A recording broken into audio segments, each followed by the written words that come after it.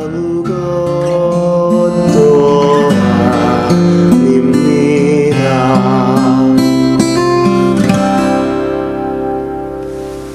기도합시다. 하나님 아버지, 저희에게 이 복된 믿음의 교리를 알려주시고 은혜를 받게 하시며 오늘 아침 찬송을 통하여서 정말 내가 사랑 가운데 행하고 있는지 돌아보게 하시니 감사합니다. 오 주여, 추운 날씨처럼 우리의 영혼이 얼어붙지 않도록 도우시고 오늘도 뜨거운 마음으로 의의 태양 대신 주께로 받은 그 온기로 다른 사람을 품어 안을 수 있도록 넉넉함을 공급하여 주시옵소서. 하나님 아버지, 이 시간 간절히 기도합니다. 영하로 내려간 추위 가운데 우리 연약한 자들 곤비해지지 않도록 도와주시고 우리가 또 우리 교회가 기꺼이 사랑을 나누는 공동체요 통로가 될 수 있도록 그 역할을 잘 감당할 수 있도록 도와주시옵소서. 로마서 말씀을 특별히 우리에게 허락하시면은 큰 뜻이 있는 줄 압니다. 저희가 다 알지 못하지만 이 말씀을 통하여 우리 영이 살게 하시고 성령이여 역사하여 주셔서 하나님 말씀을 듣고 추구하고 갈망하는 자들이 이 로마서의 메시지를 통하여 다시 한번 살아나게 하시고 날아오르게 하여 주시옵소서. 말씀을 통하여 성령으로 일하시는 주님을 기대합니다. 오늘도 우리 손 굳게 잡아 주시고 주의 뜻을 온전히 성취하여 주시옵소서. 예수님 이름으로 기도합니다.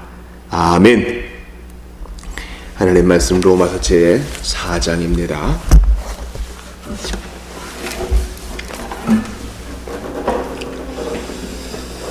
9절부터 12절을 보겠습니다. 로마서 4장 9절부터 12절까지의 말씀입니다. 그런즉 이 복이 할례자에게냐 혹은 무할례자에게도냐 무릇 우리가 말하기를 아브라함에게는 그 믿음이 의로 여겨졌다 하노라. 그런즉 그것이 어떻게 여겨졌느냐? 할례시냐 무할례시냐? 할례시가 아니요 무할례시니라. 그가 할례의 표를 받은 것은 무할례시의 믿음으로 된 의를 인친 것이니 이는 무할례자로서 믿는 모든 자의 조상이 되어 그들도 의로 여기심을 얻게 하려 하심이라. 또한 할례자의 조상이 되었나니 곧 할례받을 자에게뿐 아니라 우리 조상 아브라함이 무할례시에 가졌던 믿음의 자취를 따르는 자들에게도 그러하니라. 아멘. 우리는 어제 로마서 4장 특별히 7, 8절을 중심으로 해서 이신칭의를 이제 바울이 논증하는 두 번째 예를 보게 되었습니다. 그것은 바로 다윗에 대한 것입니다. 불법의 사함을 받고 죄가 가려짐을 받는 사람들은 복이 있고 주께서 그 죄를 인정하지 아니하실 사람은 복이 있도다. 즉 허물의 사함을 받는 자, 그가 얼마나 복된가. 다윗이 이러한 은혜를 받은 것은 믿음으로 말미암은 것이다. 왜냐하면 다윗의 삶 자체가 그가 불완전하였음을 증거하고 있기 때문입니다. 그가 회개하였을 때 그는 즉시로 용서함을 받았습니다. 하나님이 그 죄를 기억하지 않으시는 자, 그가 복되옵니다. 세상의 공적 문서에 기록이 하나도 안 남은 깨끗한 사람, 그런 사람 얼마나 복됩니까? 어제 우리 교우 중에 한 분이 이제 항암 이후에 처음으로 전신 검사를 받고 어제 결과를 받으셨어요. 얼마나 좀 초조합니까? 전이의 가능성도 있고 또 다른 문제가 생길 수도 있는 거 아니겠어요? 그래서 일주일 동안을 우리가 간절히 기도하지 않았습니까? 그리고 어제 연락이 왔습니다. 목사님 깨끗해졌습니다. 전이도 없다고 합니다. 깨끗해졌습니다. 주님을 찬양하자 했어요. 할렐루야를 외치는 것이죠. 의료장비로 머리부터 발끝까지 다 스캔해봤는데 깨끗한 거. 이제 주께서 우리를 그렇게 봐주십니다. 어떤 사람을요? 어린 양의 보혈, 예수를 믿고 회개한 모든 자 차별이 없이 그 죄를 기억도 아니하시겠다. 우리가 수치심에 몸을 떨 때 하나님은 머리를 극적극적하시면서 너 뭐 때문에 그러니? 나는 기억을 못하는데 하신다고 생각을 해보세요. 그게 참 우리에게 도움이 됩니다. 이제 바울은 과연 이러한 이 복들이 언제 임한 것이냐라고 얘기합니다. 특별히 다시 아브라함으로 돌아오지요. 9절에 보니까 이 복이 할례자에게냐 무할례자에게냐 무릇 우리가 말하기를 아브라함에게는 그 믿음이 의로 여겨졌다 했다. 다시 창세기 15장 6절을 얘기해요. 여러분, 창세기 12장에서 아브라함이 75세에 처음 부르심을 받아요. 75세. 그리고 나서 창세기 15장이 됐을 때 그의 나이가 이제 85세가 됩니다. 10년이 훌쩍 지난 거예요. 그때 아브라함이 하나님을 믿음에, 여호와를 믿음에 그 믿음을 의로 여기셨다 했어요. 그리고 나서 14년이 흐른 이후에, 즉 창세기 17장에 가서야 비로소 할례를 받아요. 그러니까 믿음이 먼저요, 그 다음에 할례다라는 것입니다. 지금 바울이 무엇을 논증하는 겁니까? 지금 할례가 중요한 게 아니라, 믿음의 어떤 그 예식이 중요한 게 아니라 내용이 중요하다, 즉 믿음 자체가 중요하다는 것을 독자들에게, 특별히 바울의 교리를 믿지 못하는 자들에게 얘기하고 있어요. 로마 교인들 중에 이러한 문제에 대해 헷갈려하는 자들이 있을 것이기에 이 얘기를 하는 겁니다. 그러니 여러분, 한국 교회는요 관료 사회예요. 또한 존칭 사회예요. 외국처럼 무슨 메리, 톰 이렇게 이름을 부를 수 없는 사회예요. 내가 누군 줄 알아? 이러면서 끝에 뭐라고 붙여야 돼요. 그리고 이름 잘 안 부르고 부장님, 과장님, 사장님 이런 호칭 문화가 상당히 발달되어 있어요. 그러나 믿음의 원리에 있어서는 집사님, 권사님보다 성도라는 것이 너무 중요합니다. 성도로 부름받았다는 건요, 그 무엇과도 바꿀 수 없는 거예요. 어린 양의 피로, 예수의 보혈로, 그리스도의 희생으로 말미암아 값주고 산 귀한 존재라는 것이죠. 믿음의 내용이 중요하다. 그가 직분자로 임명을 받거나 세례식을 거치거나 안수식을 거치거나 그 자체보다 중요한 것은 이 믿음의 내용, 내가 예수를 믿습니다 라는 것이죠. 그래서 10절을 보세요. 그런즉 그것이 어떻게 여겨졌느냐? 할례시냐 무할례시냐? 할례시가 아니요 무할례시니라. 그렇죠. 창세기 15장에서 믿음으로 의롭다 하심을 받을 때 최초의 선언이 있을 때 그는 아브라함이었고 할례 받지 않은 사람이었어요. 하란에서 건너온 할례 모르는 사람. 이게 중요합니다. 그러므로 혹자들이 중국에 있는 교인들 중에 과거 얘기를 하는 거예요. 요즘은 중국에도 목회자가 많지만 과거에 성도들 다 추방할 때, 혁명이 있을 때 중국에는 가정교회, 지하교회가 있었거든요. 근데 뭐 정식 신학교 이 졸업자가 없으니까 세례식이나 그죠? 또 성찬식을 마음대로 못하는 경우가 종종 있었어요. 그러나 거기서 하나님께서 특별히 세우신 지도자들의 말씀을 듣고 중생을 체험한 사람 가짜입니까? 아니죠. 지금 북에 있는 형제들 중에도 세례를 줄 사람이 없어서, 그죠? 또 성찬을 집례할 사람이 없어서 그저 남에서 틀어주는 방송으로 말씀을 취하는 사람들이 있어요. 그 사람들 가짜입니까? 천만에요. 우리보다 더욱 진짜 배기가 많은 거예요. 지금 바울이 그 이야기를 하는 겁니다. 할례 자체가 중요한 것이 아니라 믿음! 하나님이 선물로 주시는 믿음! 이게 중요한 것이에요. 11절을 보세요. 그가 할례의 표를 받은 것은 무할례시의 믿음으로 된 의를 인친 것이니 이는 무할례자로서 믿는 모든 자의 조상이 되어 그들도 의로 여기심을 얻게 하려 하심이라.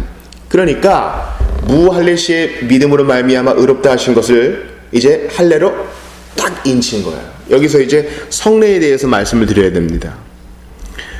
우리 개혁교회는 또 다른 모든 형제들과 마찬가지로 이 할례의 전통이 할례 때에는 오직 이스라엘 남자에게만 해당되었잖아요. 그러나 그리스도께서 오심으로 말미암아 모든 믿는 자에게 이 할례가 세례로 확대 적용됩니다. 남녀의 차별도 없고요. 그죠? 나이가 많고 적고의 차별도 없어요. 오직 믿는 자는 세례를 받는 거예요.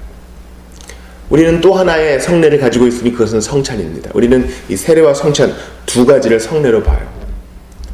근데 누가 이 성례에 참여해요? 여러분? 누가? 즉 우리에게 이 성례는 창세기 17장의 의미가 있어요. 누가 이 성례에 참여해요? 창세기 15장을 경험한 사람, 믿음으로 의롭다 하심을 입은 사람, 예수의 피를 믿는 사람, 그 이름을 믿고 중생한 사람만 17장에 참여하는 거예요. 그런데 이 성례가 뭐라고 그랬습니까? 11절에 보니까 할례의 표라 그랬어요. 첫 번째는 표입니다. 사인이에요. 표지판입니다. 우리 교회를 오려면요, 이제 서울에서 성남 방향으로 오다가 문정역에서 좌회전을 해야 되죠. 문정역이 어디지? 할 때 잠실 쪽에서 이렇게 쭉 오다 보면은 문정역이라고 표지판이 딱 보여요. 저쪽으로 조금만 가면 문정역이 나오겠구나. 그거예요. 그 표지판이 바로 성례예요. 표지판 자체가 우리 목적지는 아닙니다. 그러나 그 표지판 자체로 소중해요. 왜냐하면 내가 문정역이라는 실체를 찾아가는 데 도움을 주니까. 마찬가지예요. 우리가 경험하는 이 성례, 즉 세례와 성찬도 표지판의 기능을 가리켜요. 세례는 뭡니까? 이 물을 통해서 그리스도의 씻으시는 보혈을 상징하고 가리켜 보여주는 것입니다. 또한 성례에서 이 잔과 떡은 무엇을 가리킵니까? 그리스도의 희생당하신 몸과 흘리신 피를 말씀하는 것이지요. 그래서 누가복음 22장에 저녁 먹은 후에 잔도 그와 같이 하여 이르시되 이 잔은 내 피를 세우는 새 언약이니, 이렇게 이것은 약속이다 라는 것을 알려줍니다. 11절에 보니까 이 성례가 또 두 번째 기능이 있다 그래요. 할례의 표를 받은 것은 무할례 시에 믿음으로 된 의를 인친 것이니, 두 번째 도장, 인의 기능입니다. 우리가 어떤 공중문서를 딱 받으면 밑에 도장이 딱 찍혀있죠. 요즘은 사인으로 많이 대체하지만 여전히 도장을 쓰고 있습니다. 인감 도장이 중요한 것이죠. 여권에 대한민국 도장이 딱 찍혀있죠.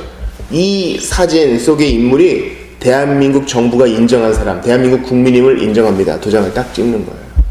자격증도 마찬가지고요. 합격증서도 마찬가지죠. 합격을 해야, 합격한 내용이 중요합니다. 그것을 약속하고 도장으로 확증하는 것입니다. 이것은 이 사람의 것입니다. 소유권을 딱 찍는 것입니다.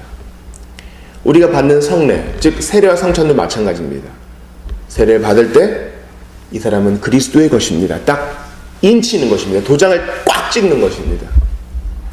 우리가 성찬을 받을 때에 하나님의 약속, 다시 한번 성령께서 도장을 꽉 찍어주시는 거예요.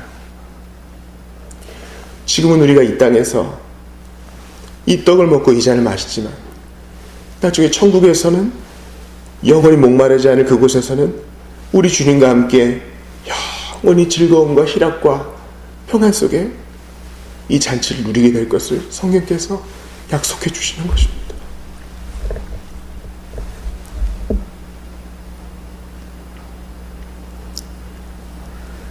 그가 할례의 표를 받은 것은 무할례 시에 믿음으로 된 의를 인친 것이니 성령으로 도장을 찍어주시는 것입니다. 그래서 저는 매달 첫 번째 주일에 이 예식서를 가지고 성찬을 인도할 때마다 그날 설교가 죽을 수 없어도 항상 저에게 감동을 주는 게 있어요. 바로 요한복음 6장 말씀을 가지고 기록된 이 전례문이거든요. 식후에 잔을 가지사 살해하시고 나누어 주신 주님이시여, 내 살을 먹고 내 피를 마시는 자는 영생을 가졌고 마지막 날에 내가 그를 다시 살리신다 하셨사오니 이 잔을 받는 우리에게 복 주시기를 원합니다. 요한복음 6장 54절을 인용한 거예요. 내 살을 먹고 내 피를 마시는 자는 영생을 가졌고 마지막 날에 내가 그를 다시 살리리니, 주께서 도장을 꽉 집어주십니다. 그러니 성례는 참으로 복된 것이에요. 구원의 방편은 아닙니다. 그러나 은혜의 방편이에요. 이미 구원 얻은 자들이 은혜를 깊이 누리는 수단, 중에 하나가 바로 성례인 것입니다. 바울은 12절에서